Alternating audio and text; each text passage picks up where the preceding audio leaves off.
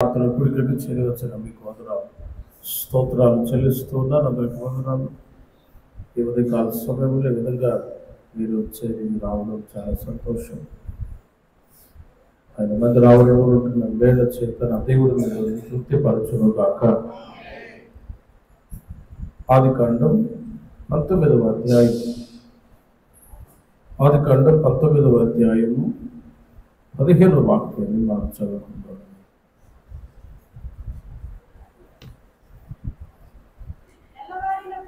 తెల్లవారినప్పుడు ఆ దూతలు లోతును త్వరపెట్టి, లెమ్ము,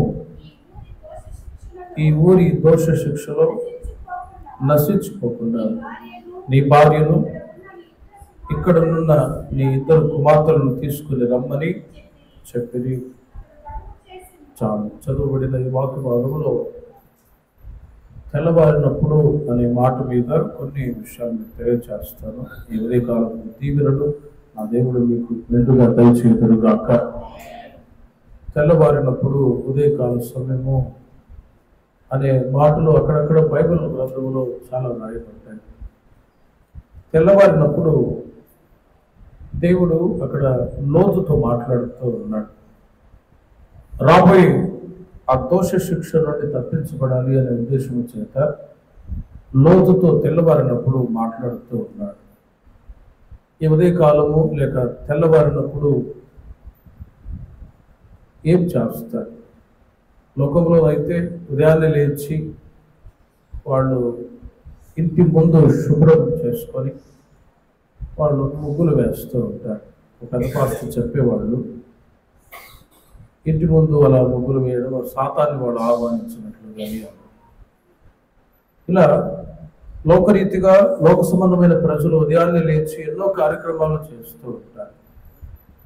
మనమైతే ఉదయకాల సమయంలో ప్రార్థించినప్పుడు, స్తుతించినప్పుడు ఆయన సన్నిధిలో ఆ రోజంతా కూడా క్షేమాన్ని మనకు అనుగ్రహించుగాక. కనుకనే తెల్లవారుజామున ప్రార్థించే అనుభవాన్ని ఎక్కువగా దేవుని ప్రజలు కోరుకోవాలి అని వాక్యం చెప్తుంది. 5 గంటలకి ప్రార్థన చేసేవాడు ఉన్నారు. మనమైతే 4 గంటలకే ప్రార్థన చేయాలి. 4 నుంచి 5 వరకు స్తోత్ర ప్రార్థన. ఆ ఉదయకాల ప్రార్థన ద్వారా ఎవరు లేవక ముందే 3-4 గంటల సమయంలో చీకటి శక్తులు ఎక్కువగా తిరుగుతూ ఉంటాయి. వాటి ప్రభావం మన మీద, మన పిల్లల మీద కలగకుండా ఉండాలి అంటే ఖచ్చితంగా ఆ సమయంలో ప్రార్థించాలి అని ఒక ఉద్దేశంతో ప్రార్థించినప్పుడు, తెల్లవారుజామున ప్రార్థించినప్పుడు ఆ రోజంతా కూడా ఏ కీడు కలగకుండా మనల్ని, మన పిల్లల్ని, కుటుంబాన్ని కాపాడుదురుగాక. తెల్లవారుజామున ప్రార్థించే అనుభవాలు ఉన్నాయి, ఎన్నో అనుభవాలు ఉన్నాయి. వాక్యానుసారంగా కొన్ని విషయాలు మీకు తెలియజేస్తాను. ఆనాడు సొదొమ గొమొర యొక్క పట్టణం యొక్క పరిస్థితి చాలా ఘోరంగా ఉంది. ఆ పట్టణంలో జరుగుతున్న భయంకరమైన పరిస్థితులను బట్టి, పాపాన్ని బట్టి దేవుడు శిక్ష విధించాలనుకున్నాడు. కానీ లోతు అబ్రహాము యొక్క ప్రార్థనను బట్టి తప్పించబడుతూ ఉన్నాడు. అబ్రహాము నీతిమంతుడు. ఆ నీతిని బట్టి తన బంధువు అయినటువంటి ఈ లోతును కూడా కాపాడాలనే ఉద్దేశం చేత ముందుగా దేవుడు చెప్తూ ఉన్నాడు. తెల్లవారుజామున లోతుతో మాట్లాడుతూ ఉన్నాడు. నీవు లేచి నీవు నీ ఇద్దరు కుమార్తెలను, నీ భార్యను తీసుకొని నేను చూపించు ఆ కొండకి నువ్వు పారిపోవాలని చెప్పాడు. ఈ మాట తెల్లవారుజామునే దేవుడు చెప్పాడండి. అంటే ఫ్యూచర్లో, భవిష్యత్తులో ముందు జరిగేటువంటి ఒక కీడుని దేవుడు తన ప్రజలకు తెలియచేస్తూ ఉన్నాడు. ఉదయకాల సమయంలో ప్రార్థించే అనుభవాన్ని బట్టి ఎన్నో విషయాలు దేవుడు తన ప్రజలకు నేర్పిస్తాడు. ముఖ్యంగా ఈ మాటను బట్టి మీరు చెప్తూ ఉన్నాను. రాబోయే కీడు, రాబోయే ఒక శ్రమ, ఇబ్బంది ముందుగా మనకు కలుగుతూ ఉంటే ఉదయకాల సమయంలో దేవుడు మనతో ఆయన మాట్లాడి తెలియచేయగలగాక. కానీ లోతు అంతటి ఒక దర్శనము, ఒక ప్రకటన లేనివాడుగానే ఉన్నాడు. కానీ అబ్రహాము గురించి బైబిల్లో చదివితే 19వ అధ్యాయము 29వ వాక్యాన్ని మీరు గమనించినప్పుడు దేవుడు ఆ మైదానపు పట్టణములను పాడు చేసినప్పుడు దేవుడు అబ్రహామును జ్ఞాపకం చేసుకుని లోతు కాపురమున్న పట్టణములను నాశనము చేసినప్పుడు ఆ నాశనము మధ్యన లోతు నశించకుండా అతని తప్పించనని రాయబడి. అబ్రహాము ఉన్నాడు, దర్శనం కలిగిన వాడు. లోతు ఉన్నాడు, దర్శనము లేనివాడు. రాబోయే శిక్షని ఉగ్రతని ఎరుగని వాడు, పసిగట్టలేనివాడు, దైవ భక్తి లేనివాడు, లోక సంబంధమైన అనుభవాల్లో కలిగిన లోక సంబంధమైన అనుభవాలే తప్ప ఆత్మీయ దర్శనం లేనివాడు. అందరూ అలా ఉంటే అందరూ నశించిపోయేవాళ్ళేమో అబ్రహాంతో కూడా. అందుకే ఆనాడు కొంతమంది ఆత్మీయంగాను మరి కొంతమంది శరీరానుసారంగాను కొనసాగుతూ ఉన్నా ఆత్మీయులను బట్టి శరీరానుసారంగా ప్రవర్తించే వాళ్ళని కూడా దేవుడు తప్పించి కాపాడుతూ ఉన్నాడు ప్రార్థన ద్వారా. ఆనాడు లోతు దర్శనం లేకుండా ప్రవర్తిస్తూ ఉన్నప్పుడు దేవుడు మాట్లాడుతూ ఉన్నాడు, నీవు లేచి నీ భార్యని నీ ఇద్దరు కుమార్తెలను తీసుకొని బయలుదేరి వెళ్ళిపో, ఆ పట్టణాన్ని విడిచిపెట్టి అని. ఆ మాటను బట్టి వాళ్ళు బయలుదేరి వెళ్ళిపోయారు. ఈ రోజుల్లో కూడా మనము కూడా ఈ ఉదయకాల సమయంలో ప్రార్థనకు మనం చేరి వచ్చాం. రాబోయే రోజుల్లో వచ్చే కీడ నుంచి తప్పించబడాలి అంటే ఈ ఉదయకాల సమయంలో దేవుడు మనతో కూడా మాట్లాడుతూ ఉన్నాడు ప్రార్థన ద్వారా, వాక్యం ద్వారా. ఇవన్నీ కూడా మనం తలంచుకొని ప్రార్థన ద్వారా రాబోయే కీడ నుంచి మనం తప్పించబడేటట్లు దేవుడు సహాయం చేయగాక. యేసుక్రీస్తు వారు కూడా ఆ రోజుల్లో యెరూషలేము కుమార్తెలారా, నా కొరకు కాదు మీ కొరకు మీ పిల్లల కొరకు ఏడువడి అని ముందుగా ఎందుకు చెప్పారు అంటే, రాబోయే కీడు మీరు అనుభవించబోతున్నారు, మీ పిల్లలు సంతతి అనుభవించబోతున్నారు, జాగ్రత్త పడండి అని. కానీ వాళ్ళైతే విన్నారు, కానీ ఆ మాటని త్రోసిపుచ్చారు. కానీ తీతు హిట్లర్ చక్రవర్తి కాలంలో వధ జరిగినప్పుడు ఇప్పుడు కూడా యూదులు ఏడ్చి బాధపడుతూనే ఉన్నారు. యేసయ్య చెప్పిన మాటని మేము వినలేదు కదా. దర్శనాన్ని దేవుని ప్రజలు కలిగి ఉండాలి. ఎందుకు బ్రతుకుతూ ఉన్నాం, ఎందుకు జీవిస్తూ ఉన్నాం అనే ఒక ఫ్యూచర్ దర్శనాన్ని దేవుని ప్రజలు కలిగి ఉండాలని వాక్యం చెప్తుంది. అబ్రహాము దర్శనం కలిగిన వాడు కాబట్టి ఆ పట్టణంలో తన బంధు అయిన లోతు తప్పించబడాలనే ఉద్దేశం చేత ఆయన ఆ లోతు కొరకు ప్రార్థన చేస్తూ ఉన్నాడు. సంఘంలో ఒక నియమం ఏంటంటే, గలతీయులకు రాసిన పత్రిక 6వ అధ్యాయం 2-3 వాక్యాల్లో మనం చదివితే 3వ వాక్యంలో, మీరు ఒకరి భారాన్ని ఒకరు భరించి ఇలాగూ క్రీస్తు నియమాన్ని నెరవేర్చుడి అని రాయబడి. బై ప్రేయర్, ప్రార్థన ద్వారా రాబోయే శిక్ష నుండి మనము తప్పించబడి కాపాడబడదు కాక. గత దినాల్లో కూడా ఎన్నో ఇబ్బందులు వచ్చాయి, కానీ వాటన్నిటిలో నుంచి దేవుడు తప్పించి ఈ ఉదయకాల సమయమున ఆయన సన్నిధిలో స్తుతించడానికి దేవుడు మనకిచ్చిన ఆయుష్ను బట్టి దేవునికి మహిమ కలుగును గాక. రాబోయే శిక్షని ఉగ్రతని దేవుని ప్రజలు ఎరిగిన వారై ఇంకా ప్రార్థనలో యేసుక్రీస్తు వారు శిష్యులతో చెప్తున్నారు, శిష్యులారా మీరు మెలకువగలిగి శోధనలో ప్రవేశించకుండా మీరు మెలకువతో ప్రార్థన చేయుడి అని. కొరింథీయులకు రాసిన మొదటి పత్రిక 11వ అధ్యాయము 32వ వాక్యములో, ప్రార్థన ద్వారా మనకు కలిగే శిక్ష నుంచి తప్పించబడుతూ ఉన్నాము. ప్రార్థన లేకుండా ఒకవేళ మనం జీవించగలిగితే దాని ద్వారా తీర్పు శిక్ష కలుగుతూ ఉంది. 11వ అధ్యాయం 32వ వాక్యంలో, మనము తీర్పు పొందిన యెడల లోకముతో పాటు మనకు శిక్షావిధి కలగకుండానట్లు ప్రభువు చేత శిక్షింపబడుచు ఉన్నాము అంటారు. రాబోయే రోజుల్లో పరిస్థితులు ఎలా ఉంటాయో మనకు తెలియదు, మనకేమైనా తెలుసా? కానీ లేఖనాలను బట్టి మనకు ఒక దర్శనం ఉన్నది. యేసయ్య చెప్పిన ప్రతి మాట నెరవేర్చబడుతుంది. ప్రార్థన ద్వారా మనం ప్రభువుని ఎదుర్కోవాలి. వాక్యం చెప్తుంది, మనం తీర్పు పొందిన యెడల లోకంతో పాటు మనకు శిక్షావిధి కలగకుండానట్లు ప్రభువు చేత శిక్షింపబడుతూ ఉన్నాము. ఈ మాటకు అర్థం ఏంటంటే, రాబోయే రోజుల్లో తీర్పు శిక్ష కలగబోతూ ఉంది. అయితే లోకంలో ఉండే ప్రజలతో పాటు మనకు కూడా శిక్షావిధి కలగకుండా ఉండడం నిమిత్తమై ఇప్పుడే జాగ్రత్తగా దేవుడు మనల్ని ఏం చేస్తున్నాడు అంటే, తన మార్గంలో నడిచేటట్లు శిక్షిస్తూ ఉన్నాడు, సరిచేస్తూ ఉన్నాడు, దండిస్తూ ఉన్నాడు, రిన్యూ చేస్తూ ఉన్నాడు, శాంక్టిఫికేషన్ చేస్తూ ఉన్నాడు. వీటి ద్వారా రాబోయే శిక్ష నుండి మనము తప్పించబడదుము గాక. ప్రభు శిక్ష ఏంటి? ప్రతివారం మీరు మందిరానికి రావాలి, ప్రార్థనలో చేరి రావాలి. కొన్నిసార్లు దేవునికి విరోధంగా నడిచినప్పుడు శిక్షించి మరలా సరిచేస్తూ ఉంటాడు. ప్రభువే మనకు తండ్రిగా, ఉదాహరణకి పిల్లల్ని తండ్రి ముఖ్యంగా శిక్షిస్తూ ఉంటాడు. శిక్షించకపోతే తల్లిదండ్రికి పిల్లలు శత్రువులు అవుతారు. కాబట్టి శిక్ష అనేది ప్రభువు చేత మనము పొందుతూ ఉండగా రాబోయే రోజుల్లో లోకంలో ఉంటున్న ప్రజల మధ్యలో వాళ్ళకు కలిగే శిక్ష మధ్యలో మనము కూడా శిక్షింపబడి తీర్పులోనికి రాకుండా ఉండే నిమిత్తమై ఈ రోజుల్లోనే, ఈ కృపాకాలంలోనే ఆయన మనల్ని శిక్షిస్తూ ఉన్నాడు. ఆయన సన్నిధిలో మనల్ని సరిచేస్తూ ఉన్నాడు. ఉదయకాల సమయంలో ఆయన మనల్ని నూతనపరుస్తూ ఉన్నాడు. హెబ్రీయులకు రాసిన పత్రిక 2వ అధ్యాయం 3వ వాక్యంలో కూడా ఇంత గొప్ప రక్షణను మనం నిర్లక్ష్యం చేసిన యెడల ఎలాగో తప్పించుకుందామో అంటాడు. ఇంత గొప్ప రక్షణను మనం నిర్లక్ష్యం చేసిన యెడల ఎలాగో తప్పించుకుందాము. ప్రేమైన వారులారా, మీరు అర్థం చేసుకోండి. అబ్రహాము దర్శనం కలిగిన వాడు, లోతు దర్శనం లేకుండా జీవిస్తూ ఉన్న వ్యక్తి. కానీ అబ్రహాము యొక్క ప్రార్థనను బట్టి, అబ్రహాము చేసిన ప్రార్థనను జ్ఞాపకం చేసుకొని లోతు అతని పిల్లలు కాపాడబడ్డారు. మనము కూడా ఈ ఉదయకాల సమయంలో ప్రార్థన ద్వారా రాబోయే ఉగ్రత నుంచి తప్పించబడదు కాక. కనుకనే ప్రభు చేత ఈ రోజుల్లో శిక్షింపబడుతూ ఉన్నాం, సరిచేయబడుతూ ఉన్నాం. ఎందుకంటే ఇంత గొప్ప రక్షణను మనం నిర్లక్ష్యం చేసిన యెడల ఎలాగో తప్పించుకుందామో. 2 రకములైన రక్షణలు ఉన్నాయి. ఒకటి పాప క్షమాపణ అనే రక్షణ. యేసుక్రీస్తును మనం నమ్ముకున్నాము, దానిని పాప క్షమాపణ రక్షణ అంటారు. బాప్తిజం తీసుకున్నారు, మందిరానికి వస్తూ ఉన్నారు, ఒక ఉన్నతమైన జీవితాన్ని ప్రభువులో చేస్తూ ఉన్నారు. ఇక మనకు రావాల్సిన కడవరి రక్షణ కొరకు ఈ రోజుల్లో సంఘమై ఉన్న మనము సిద్ధపాటు కొరకే ఇలా దేవుడు మిమ్మల్ని ఇక్కడికి తీసుకొని వచ్చాడు. సిద్ధపాటు కొరకే, దేహ విమోచన చింతతో ఈ రోజుల్లో మనం బ్రతకాలి.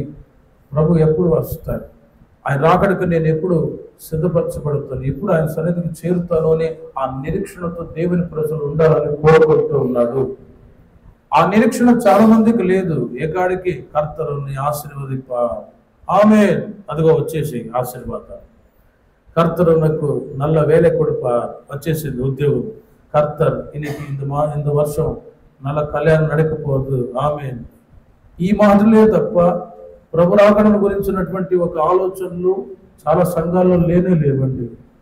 కనుక అట్టి లోక సంబంధమైన నామకార్థపు అనుభవంలో కాకుండా దేవుని చేత మీరు ఆశీర్వదించబడ్డారు. ఈ మే మాసంలో కూడా మీకు కావాల్సిన సమస్త అవసరతలన్నీ కూడా నా దేవుడు తీర్చును కాక. ఆశీర్వాదాలు పొంది ఉన్నాం. కానీ స్పిరిచువల్ బ్లెస్సింగ్స్ ఏంటంటే మన దేహ విమోచన చింతతో మనం కొనసాగాలి. అందుకే తెల్లవారుజామున రాబోయే రోజుల్లో జరిగే విషయాలన్నీ ముందుగా దేవుడు అబ్రహాము పసిగట్టిన వాడే తెలుసుకున్నాడు. లోతైతే తెలుసుకొనకపోగా ప్రార్థన ద్వారా దేవుని ప్రజలు తెలుసుకోగలుగుతూ ఉన్నారు. ముఖ్యంగా ఉదయకాల సమయంలో జరిగే కార్యాలు ఎలా ఉంటాయి, తెల్లవారుజామున జరిగే కార్యాలు ఏంటి? బైబిల్లో 4 విషయాలు రెఫరెన్స్ చెప్తాను. ఈ మాటలు మీరు చదువుకోరండి. యెషయా గ్రంథం 50వ అధ్యాయం 4వ వాక్యం. తెల్లవారుజామున ఆనాడైతే లోతుకి దేవుడు తెలియజేశాడు, రాబోయే శిక్ష కలగబోతోంది, తప్పించుకోండి అని. మరి ఉదయకాల సమయంలో దేవుడు మనకు ఏం తెలియజేస్తాడు? ఆధారాన్ని బట్టి మీకు చెప్తాను. యెషయా గ్రంథం 50వ అధ్యాయం 4వ వాక్యంలో, అలసిన వాని మాటల చేత ఊరడించు జ్ఞానము నాకు కలుగునట్లు శిష్యుడికి తగిన నోరు యెహోవా నాకు దయచేసి ఉన్నాడు.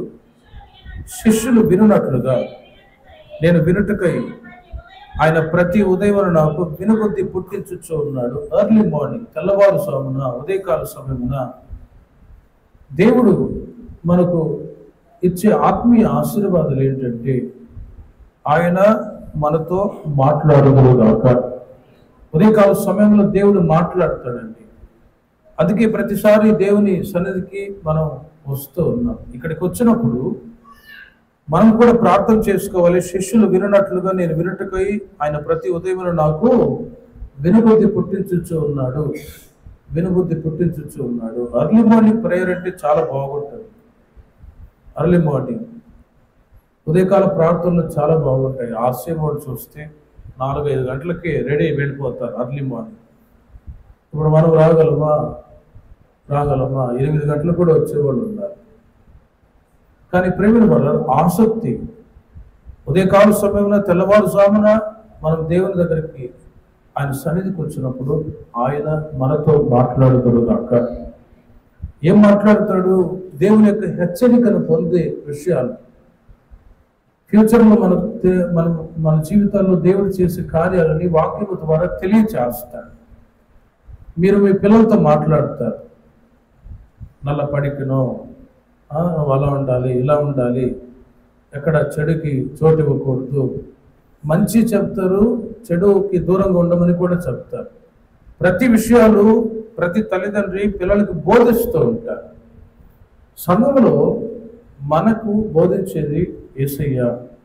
ప్రతి ఉదయమున ఆయన మనతో మాట్లాడేటట్టు ఆయన వైపు మన చెవి యొక్కదుగాక. ఉదయకాల సమయంలో అందుకే ప్రతిరోజు 2 అధ్యాయాలు ఉదయాన్నే లేచి మీరు ప్రార్థన చేసి చదువుకొని చూడండి. ఆ వాక్యాలే ఆ రోజంతా మీకు బోధించి నడిపించునుగాక.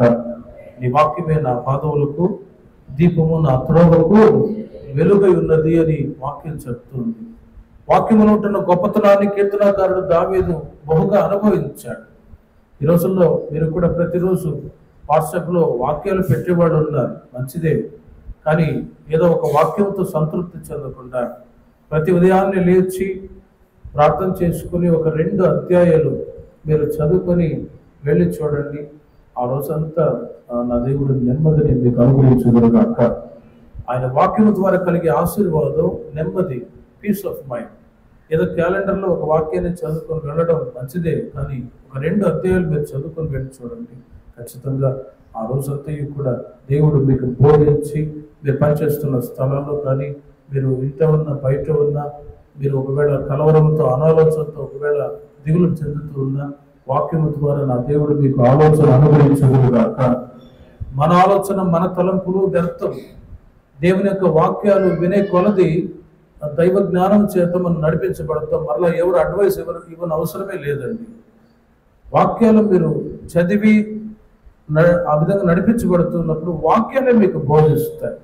కాబట్టి మాసమంతా కూడా ప్రతి ఉదయం మీరు వాక్యాన్ని చదవండి. ఆ వాక్యం ద్వారా ఆ దేవుడు మీకు కావాల్సిన ఆలోచనలు అన్ని సమృద్ధిగా దయచేయబడుగాక. ఎక్కడ ఏం పని చేయాలి, ఏ విధంగా బ్రతకాలి, ఏ విధంగా జీవించాలి, ఎవ్రీథింగ్ ప్రతిదీ దేవుని వాక్యము ద్వారా మీరు బోధింపబడదురుగాక. 57వ కీర్తన 8వ చరణాన్ని కూడా మీరు చూడండి. రెండవదిగా ఆయన సన్నిధిలో తెల్లవారుజామున ఉదయకాల సమయమున మనము స్తుతించాలి. నా ప్రాణమా మేలుకొనుము, స్వరమండలమా సితారా మేలుకొనుడి, నేను వేకువనే లేచెదను. చూడండి, నేను వేకువనే లేచెదను. కీర్తనాకారుడు తాను లేస్తూ ఉన్నాడు, వాయిద్యాలను కూడా లేపుతూ ఉన్నాడు. చూడండి, వాయిద్యాలు కూడా పడుకున్నాయి. స్వరమండలమా సితారా మేలుకొనుడి, మేలుకొనుడి, మేలుకొనుడి అని. మేలుకొనుడి, ఈ మేలుకొలుపు అనేది చాలా ముఖ్యం. ఒక ఎవరస్తుడు ఉండేవాడట. వాడు భయంకరమైన నిద్రపోతూ నిద్ర నుండి మేల్కొని ప్రార్థించలేని పరిస్థితుల్లో మంచానికి ప్రక్కనే ఒక వాక్యం పెట్టుకున్నాడట. ఓయి నిద్రపోతా లే, నీ దేవుణ్ణి ప్రార్థన చెయ్యాలి. మనమైతే మంచి మంచి వాక్యాలు పెట్టుకుంటాం అనుకోండి. వాడు ఏం చేశాడంటే, యోనా గ్రంథంలో ఉన్నది కదా, ఓయి నిద్రపోతా లే అంటే తిట్టినట్టు ఓయి నిద్రపోతా లేచి ప్రార్థన చెయ్యి అనే ఆ తిట్టినట్టు ఉండే ఆ మాటను పెట్టుకున్నాడు. ఇక తెల్లవారుజామున చూడంగానే మరలా బద్ధకంగా పడుకోకుండా ఆ వాక్యాన్ని చూడంగానే తిట్టినట్టు ఓయి నిద్రపోతలే, ఎవరు తిడుతున్నారు అన్నట్టు లేచి కూర్చొని ప్రార్థన చేసేవాడట. ఒకవేళ అలాంటి బద్ధకం ఉంటే ఆ వాక్యాన్ని కూడా పెట్టుకోవచ్చు, తప్పులేదు. పోయి నిద్రపోతా లే, మెలుకుతో మేలుకొలుపు. ప్రేమిన వాళ్ళరా, శరీరానుసారంగా అలసిపోయినప్పుడు కొన్నిసార్లు మేలుకొనే పరిస్థితులు ఉండకపోవచ్చేమో. ఆత్మీయంగా మేలుకొనే అనుభవం, ఖచ్చితంగా దేవుని సన్నిధిలో మనం మేలుకోవాలి. ఆనాడు కీర్తనాకారుడు, నా ప్రాణమా మేలుకొనుము, స్వరమండలమా సితారా మేలుకొనుడి, నేను వేకువనే లేచేదను. కీర్తనలతో దేవుణ్ణి వెతికేటట్లుగా తన ఉదయాన్నే ఆయన లేచి స్తుతిస్తూ ఉన్నాడు. అందుకే మేరక్క ఉన్నప్పుడు ఉదయాన్నే 4 గంటలకి ఖచ్చితంగా వచ్చి పాట పాడి అందరికీ స్తోత్ర ప్రార్థన చేయమని చెప్పేవాడు. ఖచ్చితంగా 4 to 5 ప్రార్థన విషయంలో మాత్రం అసలు తప్పేవాడే కాదు. 4 to 5 లేకపోతే ఆ రోజంతా కృప ఉండనే ఉండదు అనేవాడు. కాబట్టి మీరు ఉదయకాల సమయంలో మీరు కూడా లేచి కీర్తన ద్వారా పాట పాడి మీరు వెలుకొని స్తుతించగలిగితే, స్తుతుల ద్వారా మీకున్న కోట గోడలన్నీ సమస్యలన్నీ కూడా తోడుగాక. స్తుతించినప్పుడు కలిగే ఆశీర్వాదాలు ఏంటో బాగుగా మనకు తెలుసు. వాక్యాల్లో స్తుతించడం ద్వారా సింహపు నోళ్ళు మోయబడ్డాయి, స్తుతించడం ద్వారా చెరసాలకు పునాదులు కదిలించబడ్డాయి, స్తుతించడం ద్వారా చాలాసార్లు దయ్యాలు పట్టిన వాళ్ళు వస్తారు.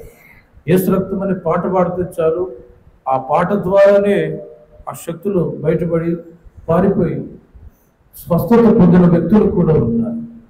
కనుకనే పాట, దేవుని యొక్క కీర్తన మనం పాడి ఉదయకాల సమయంలో ప్రార్థన చేసి వెళ్ళి చూడండి.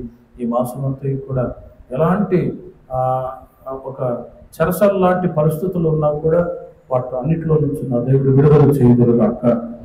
ఒకటి, ఉదయకాల సమయంలో వాక్యాన్ని చదవడం.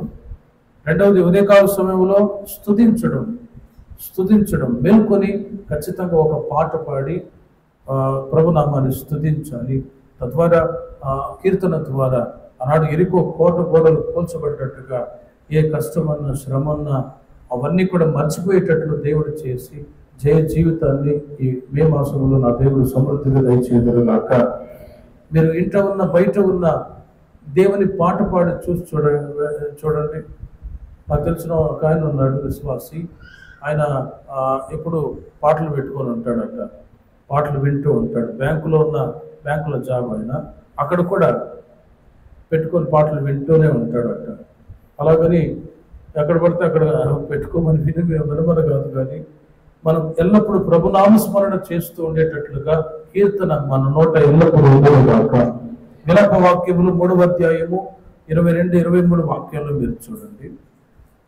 విలాప వాక్యములు 3వ అధ్యాయము 22-23 వాక్యాల్లో, యెహోవా కృపగలవాడు, ఆయన వాత్సల్యత ఎడతెగక నిలుచున్నది గనక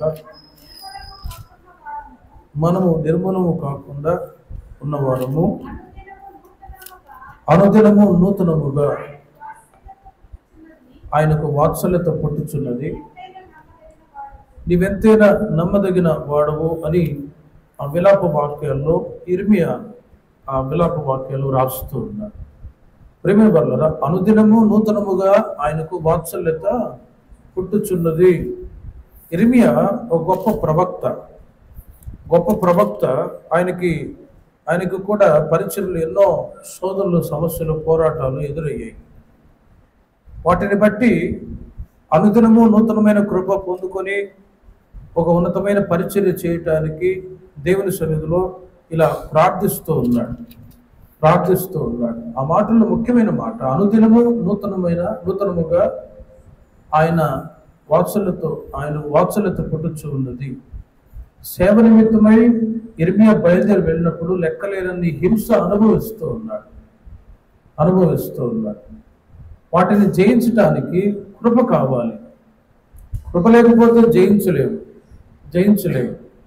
కాబట్టి ఉదయకాల సమయంలో ఇర్మియా ప్రార్థిస్తూ ఉన్నాడు, ప్రభు అనుదినము నూతనమైన కృప దయచేయండి.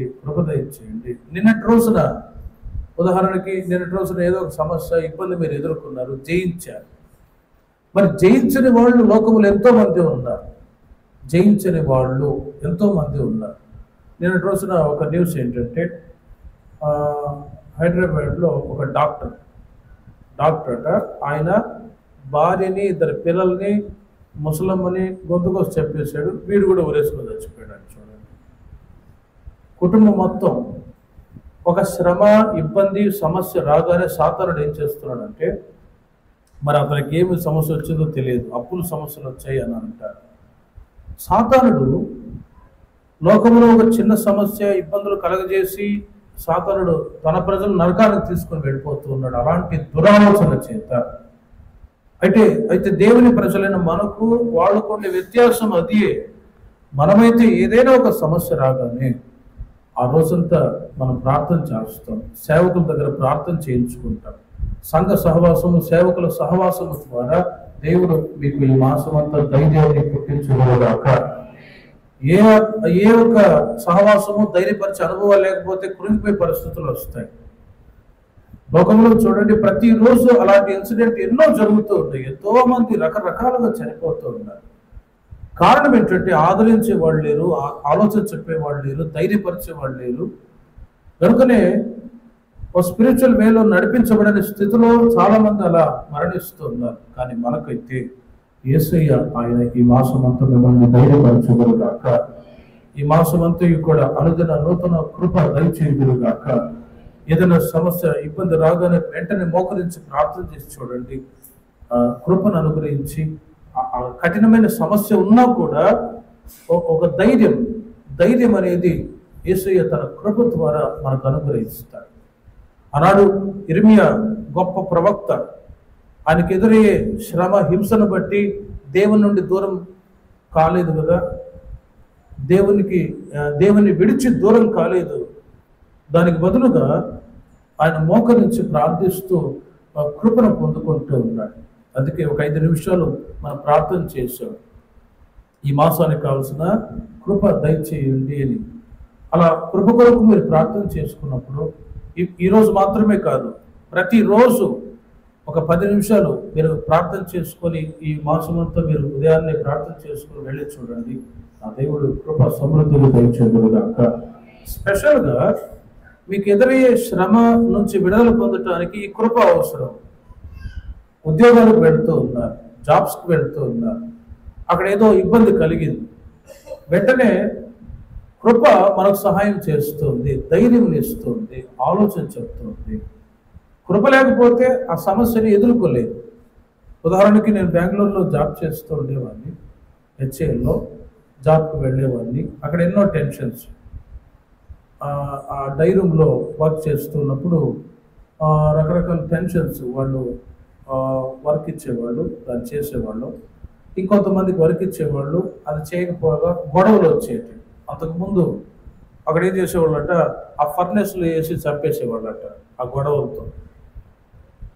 ఆ ఫర్నెస్లో 350 డిగ్రీ సెల్సియస్లో ఆ ఫర్నెస్ కాలుతూ ఉన్నప్పుడు ఒక వ్యక్తిని చంపి దాంట్లో వేస్తే అసలు బూడిద కూడా మిగలదండి, అంతటి ఘోరమైన పరిస్థితి.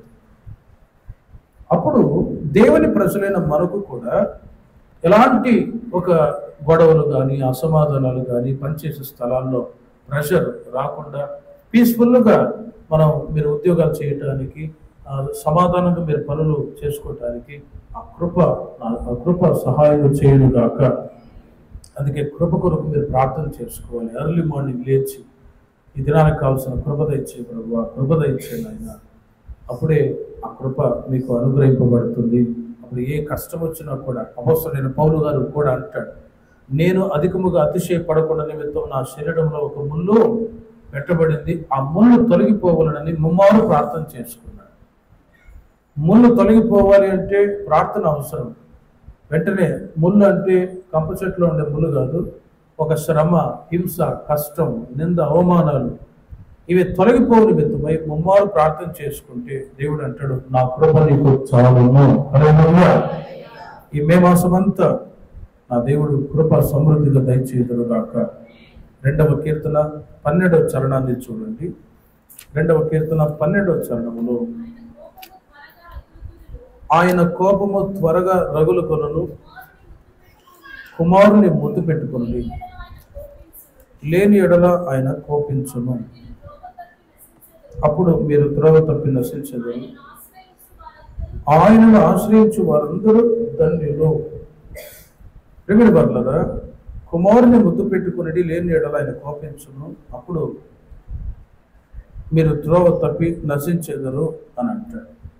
మనకు మీతో చెప్పినట్లుగా దేవుని సన్నిధిలో దేవుని ప్రజలైన మనము రాబోయే ఉగ్రత నుంచి తప్పించబడిన నిమిత్తమై తండ్రిని ముద్దు పెట్టుకోవాలి.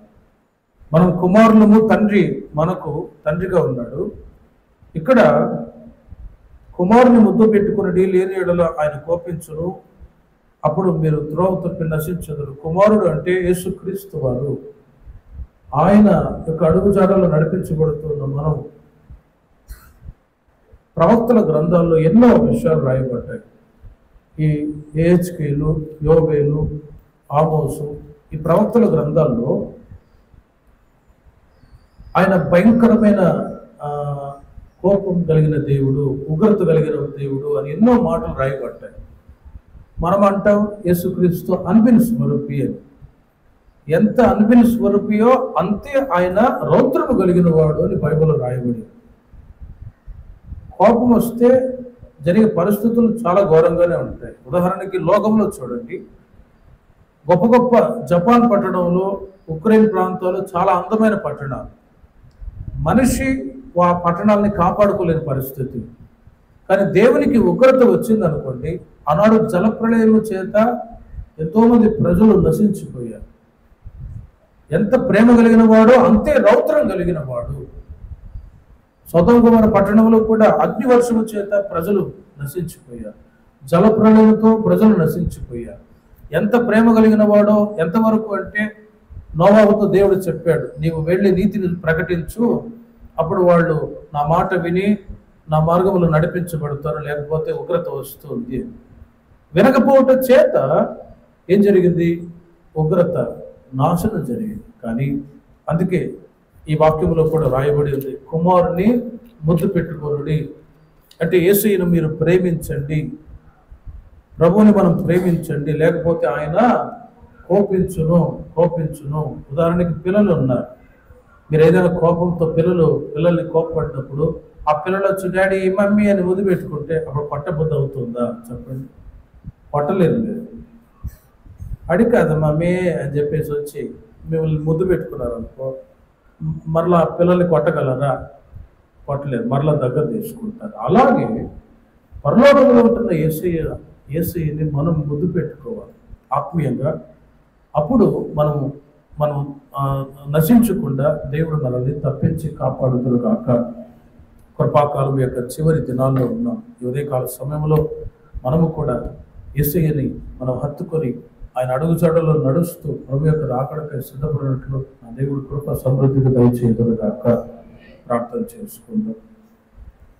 విన్న వాక్యాన్ని బట్టి చిన్న ప్రార్థన చేసుకొని ముగించుకుందాం. మరి ఒకసారి ఒక 2 నిమిషాలు అందరూ ప్రార్థన చేసుకోండి. ప్రభు, ఈ మే మాసానికి కావాల్సిన కృప మీరు నాకు దయచేయగలరు, కృప దయచేయమని అడగండి. ఉదయకాల సమయంలో దేవుడు మీతో మాట్లాడతాడు. అందుకే శిష్యునికి తగిన నోరు, శిష్యునికి తగిన శిష్యుడు వినేటట్లుగా వినుబుద్ధి నాకు పుట్టించు అంటాడు. గురువు ఉన్నాడు, శిష్యుడు కూడా ఉన్నాడు. శిష్యుడు జాగ్రత్తగా వింటే తప్ప గురువు మాట్లాడే ఆ మాటలు అర్థం కాదు. అందరూ ప్రార్థన చేద్దాం. ఉదయకాల సమయంలో ఈరోజు మాత్రమే కాదు నాయన, ప్రతిరోజు మీరు నాతో మాట్లాడమని అడగండి. ప్రతిరోజు మీ నామాన్ని నేను స్మరిస్తాను.